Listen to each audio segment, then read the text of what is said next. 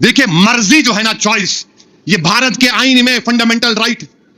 ہمارے ہندو بھائی خوشی سے مناتے ہیں, ہم بھی خوش ہوتے ہیں, ان کا تہوار ہے, منائیے. مگر تہوار کو نفرت کا طریقہ بنانا, تہوار کو کسی پر غلبہ دکھانا, وہ کون سی اچھائی ہے اسے بتائیے. ہم وہ دبئی میں جو کرکٹ میچ ہوا, چیمپئنز ٹرافی ہم جیت گئے, نیوزی لینڈ کو ہرا دیے, مسجد کے سامنے آ کے پتھر پھینک رہے. ارے دیوانے, وہ مسجد بنگلہ دیش میں ہے, بھارت میں ہے. قبرستانوں کو چھین کر خبروں کو مسمار کر دیا جائے, یہ ان کا مقصد ہے. اس بل کو پڑھو آپ, اور اگر کوئی وقف کی پراپرٹی پر 22 سال سے قابض ہے تو اس کو مالک بنانے کا قانون بنانا چاہتے. جو جائیداد کو اللہ کے نام پہ ہم وقف کر دیے, اس کو کہہ رہے ہیں کہ نہیں اب اس کا مالک کوئی اور ہوگا. ارے مسجد ہے, فریڈم آف ریلیجن ہے, مسجد ہے, صبح قیامت تک مسجد رہے گی. جب سور پھونکا جائے گا تو سور پھونکنے کے وقت اللہ ان مسجدوں کو اٹھا کر, اس مسجد چوک کو, مکہ مسجد کو اٹھا کر, دنیا کی مساجد کو اٹھا کر جنت میں رکھ دے گا. جب تک سور نہیں پھونکا جائے گا پیارے, ہم مسجد کو جائیں گے اور مسجد کو آباد کرتے رہیں گے, کیونکہ ہمارا فریڈم آف ریلیجن ہے. آرٹیکل 25 مجھے اس بات کی اجازت دیتا ہے, میں اپنا دین تم سے نہیں سیکھوں گا, میں ان لوگوں سے دین نہیں سیکھوں گا جو مجھے میری شناخت کو ختم کرنا چاہتے. میں دین سیکھوں گا تو میرے معزز علماء کرام سے, مشائخین سے. میرے عزیز دوستوں اور بزرگوں, ہمتوں کو بلند رکھو, ڈرنے اور گھبرانے کی ضرورت نہیں ہے. اچھا, ایک پکچر آئی, میں آر ایس ایس سے اور خاص طور سے وزیر اعظم سے اور آر ایس ایس کے لوگوں سے پوچھنا چاہ رہا ہوں, چھترپتی سمبھاجی کو بدترین الفاظ کس نے استعمال کیے تھے؟ ساورکر نے. چھترپتی سمبھاجی کے خلاف بدترین الفاظ استعمال کیے گولوالکر اپنی بنچ آف تھاٹس میں. اگر میں بولوں گا تو یہ ٹی وی چینل والے روزہ کھولنے سے پہلے میرے کو بتائیں گے, ارے کیا بول دیا آپ. انہوں کیا بولے معلوم ان کو, تو کیا وزیر اعظم متفق ہیں؟ کیونکہ وزیر اعظم بولے اچھا پکچر ہے. جو انہوں نے گولوالکر کو اپنا گرو کہا, تو گولوالکر نے چھترپتی سمبھاجی کے خلاف جو بات کہی تھی, کیا اس کو قابل قبول ہے؟ جو ساورکر نے جو بات کہی تم اس کو قابل قبول مانتے ہو؟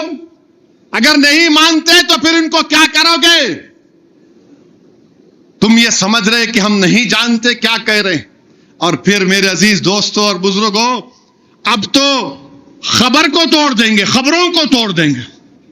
میں بول رہا تھا آپ کو, وقف کا قانون بنے گا, قبرستان توڑیں گے, مسجدوں کو چھینیں گے, درگاہوں کو چھینیں گے, ایویکیو پراپرٹیز جو وقف ہیں وہ چھین لیں گے. ہمارے مخالفین جذباتی تقریر کر رہے. ارے بھائی, جذباتی تقریر کرنا نہیں, سچائی کو بیان کرنا. اب خبروں کو بھی توڑنے کی بات کر رہے ہیں. میرے عزیز دوستوں اور بزرگوں, یہ وقف کا قانون مودی اس لیے لائے ہیں, یا قانون بنانا چاہتی ہیں اس بل کے ذریعے کہ مسلمانوں سے مسجدوں کو چھین لیا جائے, مسلمانوں کی درگاہوں کو چھین لیا جائے, خانخاہوں کو چھین لیا جائے, قبرستانوں کو چھین کر خبروں کو مسمار کر دیا جائے. یہ ان کا مقصد ہے. اس بل کو پڑھو آپ, اور اگر کوئی وقف کی پراپرٹی پر 22 سال سے قابض ہے تو اس کو مالک بنانے کا قانون بنانا چاہتے. جو جائیداد کو اللہ کے نام پہ ہم وقف کر دیے, اس کو کہہ رہے ہیں کہ نہیں اب اس کا مالک کوئی اور ہوگا. ہر زاویے سے بھارت کے مسلمانوں کو ان کی مذہب سے دور کھینچنے کی کوشش کی جا رہی. Uniform civil code, uniform civil code. Bharat ایک گلدستہ ہے. اگر مودی یہ کہیں گے کہ نہیں گلاب کے پھول سے چمیلی کی خوشبو آنا, اگر مودی یہ کہیں گے کہ کانٹے سے موتیا کی خوشبو آنا, تو کہاں سے آئے گی؟ گلاب کے پھول سے گلاب کی خوشبو آئے گی, چمیلی کے پھول سے چمیلی کی خوشبو آئے گی. یہ بھارت ہے. یہ پھولوں کا ایک گلدستہ ہے، مگر B J P R S S, کیونکہ آر ایس ایس کے 100 سال مکمل ہو رہے ہیں، وہ یہ چاہتے ہیں کہ ہماری مذہبی شناخت کو ختم کر کے رکھ دیا جائے۔ وقف ہمارے لیے ایک عبادت ہے، نماز کی طرح نہیں، مگر اللہ کے نام پہ جو ہمارے بزرگوں نے دیا، اپنی گاڑی کمائی سے دیا، حکومت نے نہیں دیا وقف پراپرٹی کو، ہمارے بزرگوں نے اس کو وقف کیا۔ آج مودی کہہ رہے ہیں اس کا مالک اللہ کو نہیں، اس کا مالک اللہ نہیں رہے گا۔ جھوٹ بولتے ہیں بی جے پی والے کہ نہیں وقف کے اچھا کرنے کے لیے کون سا ایک سیکشن ہے بتاؤ؟ تم غیر مسلم کو زیادہ ممبر بنا سکتے، سینٹرل وقف کونسل میں غیر مسلم کو بناؤ گے تو کیا تلنگانہ کے انڈومنٹ بورڈ میں کسی ہندو سے ہٹ کر کوئی ممبر بن سکتا؟ نہیں بن سکتا۔ کیا کاشی وشوناتھ میں کسی غیر ہندو کو ممبر بنائیں گے؟ نہیں بن سکتا۔ کیا آندھرا پردیش کے، اڑیسہ کے، تمل ناڈو کے ہمارے ہندو دھرم کے بھائیوں کے انڈومنٹ بورڈ میں کوئی ممبر بن سکتا؟ غیر ہندو نہیں بن سکتا۔ سکھ گردوارہ کی کمیٹی میں کوئی ہندو ممبر بن سکتا؟ نہیں بن سکتا۔ تو پھر ہمارے وقف بورڈ میں غیر مسلم کو کیسے بنائیں گے؟ کیوں بنائیں گے؟ کیونکہ وقف کے قانون میں 5 سال ڈائریکٹ مینجمنٹ میں لے سکتے۔ تو یہ لوگ میر جعفر، میر صادق اور اپنے لوگوں کو ممبر بنا کر کل یہ بول دیں گے چوک کی مسجد مسجد نہیں ہے، یہ گورنمنٹ کی پراپرٹی ہے، ہم ڈائریکٹ مینجمنٹ لے لیں گے۔ کون روکے گا ان کو؟ پلیسز آف ورشپ ختم کر دو۔ 15 اگست 47 کو مسجد، خانقاہ، درگاہ، مندر، گرجا گھر، گردوارہ جو تھا ہم نے قانون بنایا وہ وہی رہے گا۔ اب معلوم ہو گیا کہ ان کی نیت کیا ہے، قبرستان کو لینا ہے قبروں کو توڑ کر، درگاہوں کو لینا ہے قبر کو توڑ کر۔ یاد رکھو بولنے والوں، برہان الدین غریب رحمت اللہ علیہ کا آستانہ، زرزری بخش رحمت اللہ علیہ کا آستانہ بادشاہوں سے آباد نہیں، وہ اللہ کے کرم سے آباد تھا، ہے اور رہے گا انشاءاللہ تعالی۔ میرے عزیز دوستوں اور بزرگوں، یہ چیز کو سمجھیے، آپ متحد رہیے۔ ارے تہوار منانا، ہمارے ہندو بھائی ہولی بھی مناتے، بلکہ حسرت موہانی تو ہولی مناتے تھے، ان کا چوائس ہے۔ دیکھیں مرضی جو ہے نا، چوائس، یہ بھارت کے آئین میں فنڈامنٹل رائٹ۔ ہمارے ہندو بھائی خوشی سے مناتے ہیں، ہم بھی خوش ہوتے ہیں، ان کا تہوار ہے، منائیے، مگر تہوار کو نفرت کا طریقہ بنانا، تہوار کو کسی پر غلبہ دکھانا، وہ کون سی اچھائی ہے اسے بتائیے۔ ہم وہ دبئی میں جو کرکٹ میچ ہوا، چیمپئنز ٹرافی ہم جیت گئے، نیوزی لینڈ کو ہرا دیے، مسجد کے سامنے آ کے پتھر پھینک رہے۔ ارے دیوانے، وہ مسجد بنگلہ دیش میں ہے، بھارت میں ہے۔ کرکٹ میچ جیتے سر کو مسجد سے کیا ہو گیا بھائی؟ فیلڈ پہ میچ ہوا نا، ہماری ٹیم جیت گئی، مسجد کے سامنے جا کے۔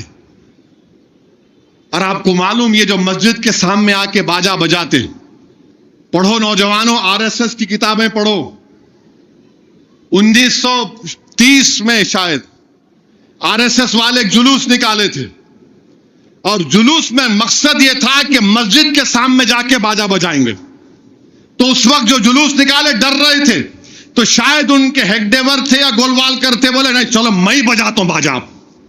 یہ جب سے چل رہا ہے، یہ پہلے نہیں تھا۔ یہ ان کی کتابیں ہم پڑھتے ہیں نا، معلوم ہے، اس لیے گاڑی پہ گولیاں چلاتے، اسی لیے ہمارے کو ہر وقت گالی دیتے یہ لوگ، اور پھر یہ گالی دیتے تو ان کے مرمرے جو ہے وہ بھی ہم کو گالی دیتے۔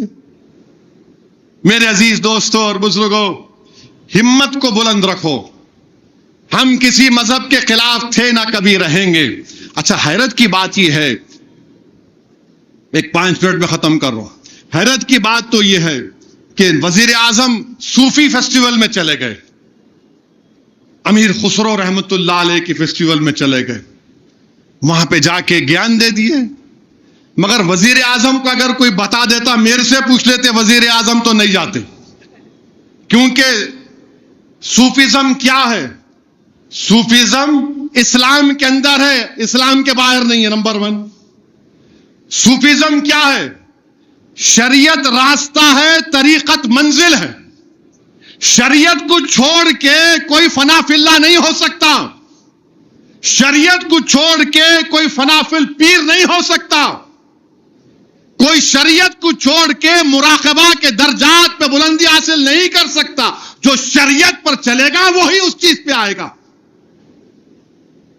अब मोदी जी जाकर सूफिज्म ये, सूफिज्म वो, मोदी जी ये अमीर खुसरो के पीरो मुर्शिद निजामुद्दीन औलिया महबूब इलाही, और महबूब इलाही क्या बोलते थे? आप बादशाह से लोग जाके मिलो, जाके मिलो। महबूब इलाही बोलते मैं नहीं जाता बादशाह के पास, मैं नहीं जाता बादशाह के पास।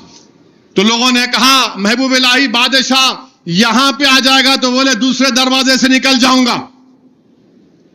फिर एक बहुत बड़ा बादशाह था, महबूब इलाही को कहा कि महबूब इलाही अगर आप नहीं गए तो आपके ताल्लुक से वो बकवास बक रहा है। तो महबूब इलाही ने कहा हुनूस दिल्ली दूरस्त। वो जब तक दिल्ली पहुंचे बादशाह आउट हो गए थे, ऑफ हो गए। अब मोदी जी ज्ञान दे रहे, मोदी जी सूफिज्म को समझ लो आप, ये दीन इस्लाम जो है आप समझ। जुनैद बगदादी ने क्या कहा? सूफी कौन है? सूफी ये है जो दुनिया के लिए मर गया और अल्लाह के लिए जिंदा है।